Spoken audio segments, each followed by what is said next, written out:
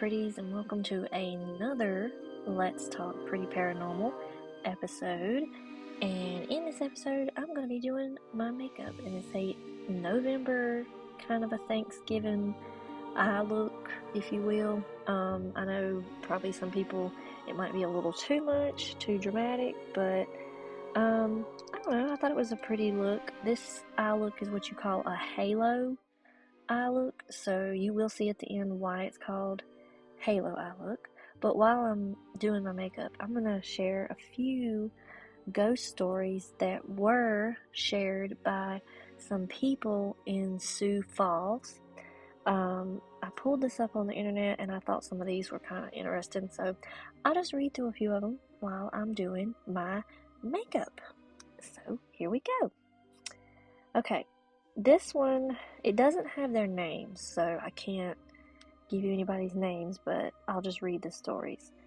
In high school, I was eating breakfast at our table watching TV, and in between programs, when the screen goes black for a second, I saw a tall woman in a white gown and long black hair holding her hand over my head. I quickly turned around to nothing there. I don't believe in ghosts, but that one has always stuck with me. That would be scary. Okay, one night when I was a kid, I got up to use the bathroom that was right across the hallway. On the way back to my room, I heard footsteps to the left of me and saw this tall black shadow with curly hair peeking into my parents' room while they were sleeping. I ran into my room and told my mom what I saw the next day. She told me she thought the ghost might have followed her home from work. She worked in a building that used to be a morgue a long time ago.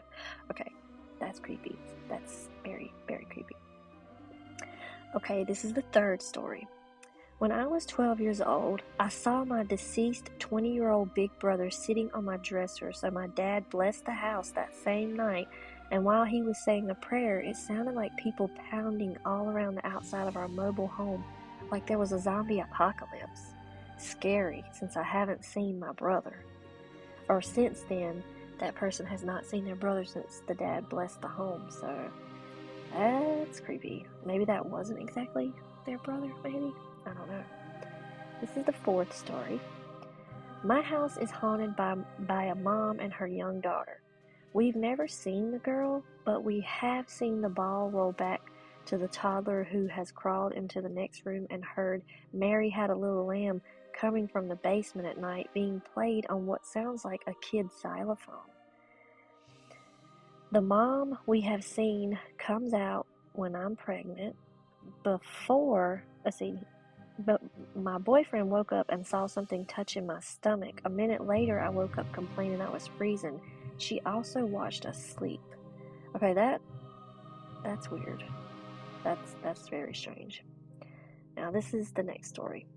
I used to work in a standalone shoe store. The other workers told me when I started that it was haunted, and I thought, what ghost would haunt a shoe store? I didn't believe them until when I was there alone one night and I heard this racket in the back room. A whole rack had fallen over.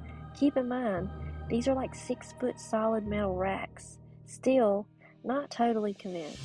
Went back to the floor and there was a pair of heels placed perfectly in the middle of the aisle. That is one of several other experiences with this shoe ghost, I believe now.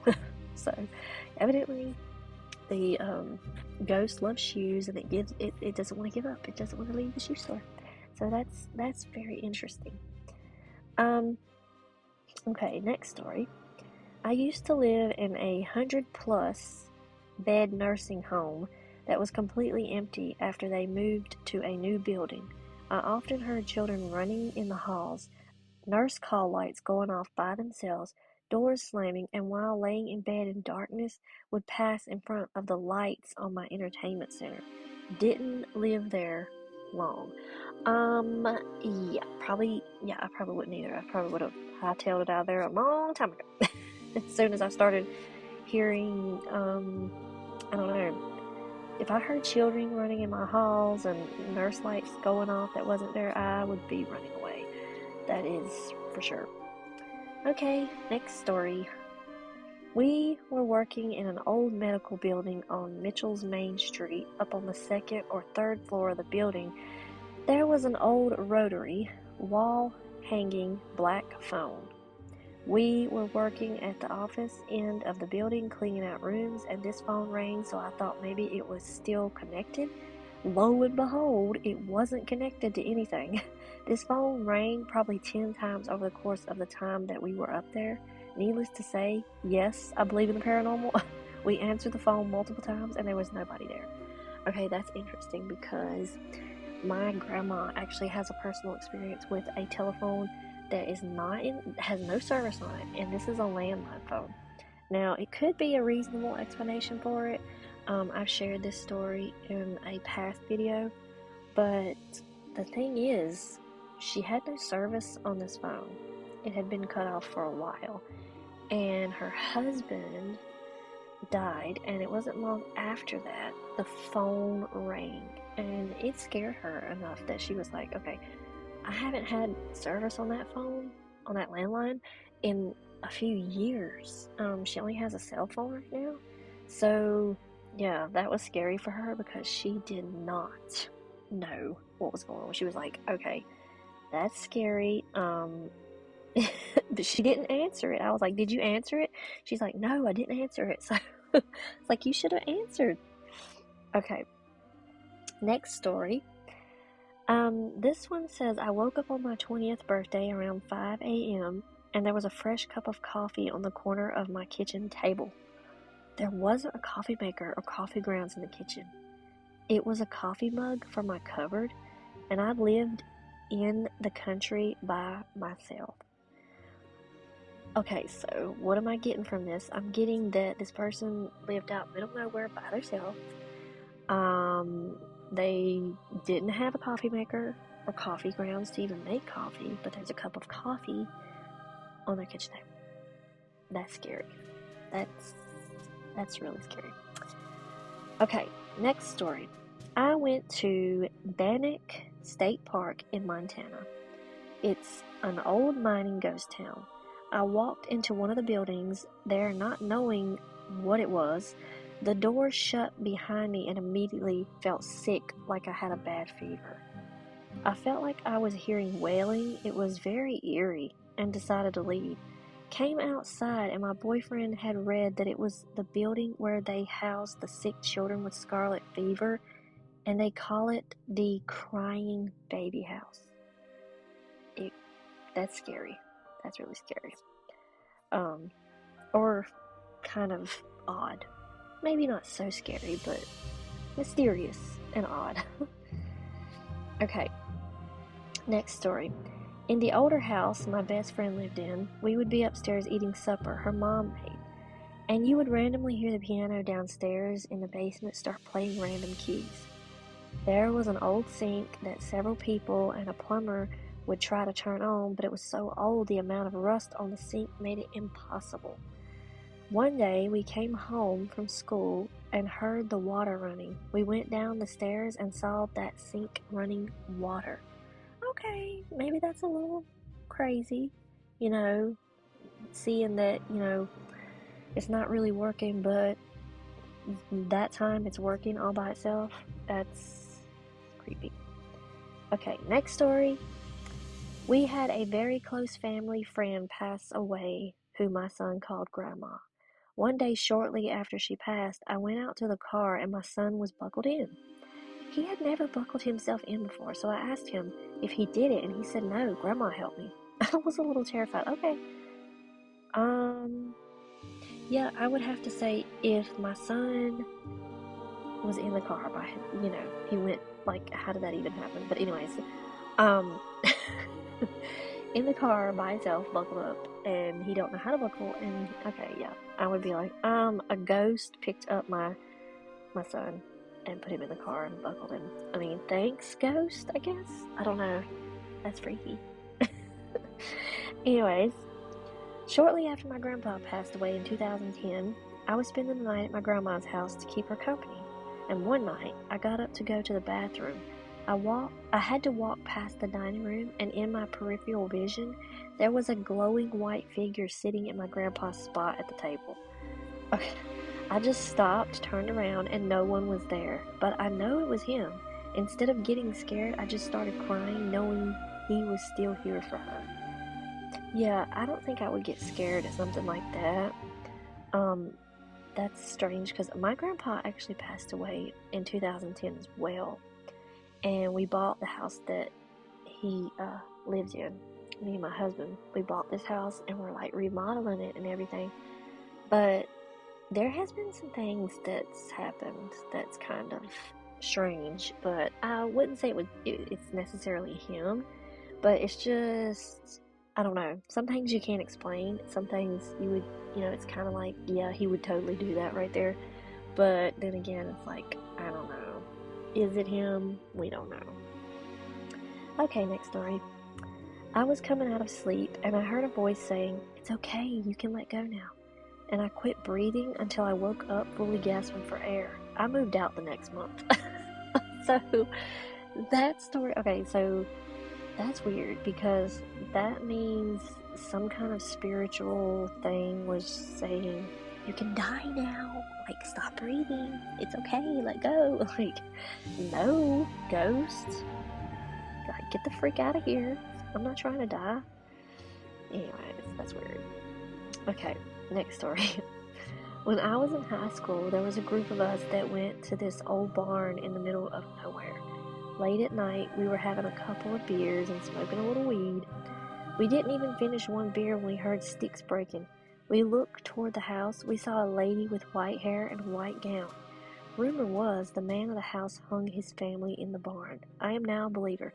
Ew. First of all, that's ew. Why would you even be there? Like, if someone like killed their, oh, whatever. That's weird. that's that's freaky. And let me know in the comments below if any of you have had similar experiences. Um, I know some. Excuse me. I know some of you have shared your stories in the comments. But if you've had anything similar to these, let me know. That would be interesting to know. Um, Also, I hope you are enjoying this makeup look. I'm watching myself as I'm doing this voiceover, and yeah, I'm it's I got it going on. I will say my face is a tad bit dry. Ever since the cold weather has set in, I've had some really dry spells with my skin, so it's definitely something I gotta work on. If you see any dry spots, that's why I gotta get a very good hydrating regimen going on. Um, since this cold weather. So, anyways, and that, by the way, that blush is a mixture of orange and like a peach. So I thought it went well with the orange eye look I'm doing. So let me know in the comments if you like it. I don't know. It's a little strong, but we're gonna blend it out. Don't worry. Okay. Next story. Um. Okay, what does this one say? Several times we'll search high and low for items in our home, wallet, phone, remotes, and cannot find them. We always end up finding them in the middle of our bed after it had already been searched as well. Okay, I've had this happen so many times, and if you have, let me know in the comments. You lose your remotes, like you lose items, and you're like, where did they go? Like, I know I didn't misplace them, at least I don't think I did. It is so annoying, and the remote is like the worst. It is the worst to get lost, or like you just don't even know where it's at. It's very annoying. Um, Very, very annoying. So let me know if y'all have that problem, because I have had that problem and still continue to have that problem. Things will just disappear, and I'm just like, okay, where did you go? Don't remember moving you, but where did you go? And then you find it in like the weirdest places, which my 2-year-old has a lot to do with that as well. So I think he's the ghost moving everything. All right, next story. My son was helping move stuff out of his uncle's deceased parents' house. He went into a bedroom to play with the dog, and the door shut. He was unable to open it, and we weren't able to open it either. After a few minutes, we were able to open it. Okay, so what do you guys think that story means? I mean, he went into the bedroom to play with the dog and the door shut. So he was inside of the bedroom with the dog playing and the door shut. So yeah, that's something didn't want him to leave. I guess the uncle's parents are like, you're not leaving today. Like, stay. We want someone to talk to. Anyways, what is the next one?